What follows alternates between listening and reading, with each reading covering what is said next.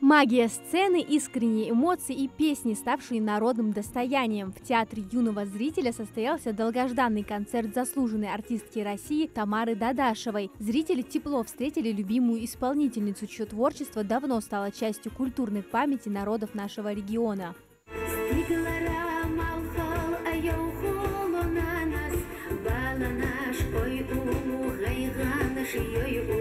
Певица исполнила как любимые хиты, так и новые композиции. В репертуаре песни на чеченском и ингушском языках. Тамара Дадашева не просто артистка, а голос времени, объединяющий поколение.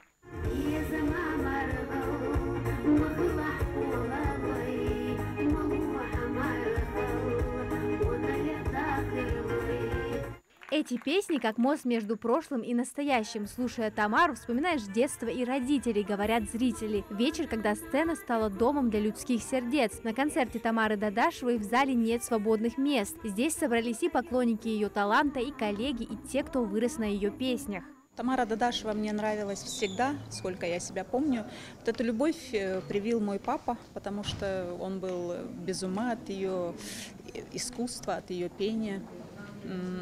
Жалко, что его сейчас нет, иначе он был бы, наверное, в восторге. Она легендарная артистка, и очень многое поколение, наше поколение в том числе, выросло на ее песнях.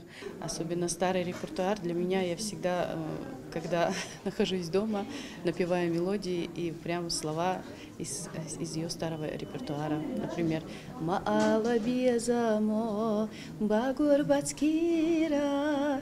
Заслуженная артистка России, народная артистка Чечено-Ингушетии Тамара Дадашева всегда несла на сцену тепло и любовь к родной культуре. Для многих ее голос – символ женской силы, достоинства и преданности традиции. Прием был очень теплый, ингушский народ ее очень красиво, тепло принял.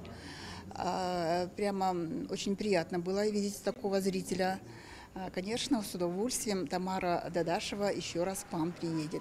Этот вечер – еще одно подтверждение. Настоящая музыка не имеет границ. Она звучит на родных языках, в сердце каждого, кто помнит, что значит петь и слушать с душой. Амина Зязикова, Сулейман Костоев, Магаз 24.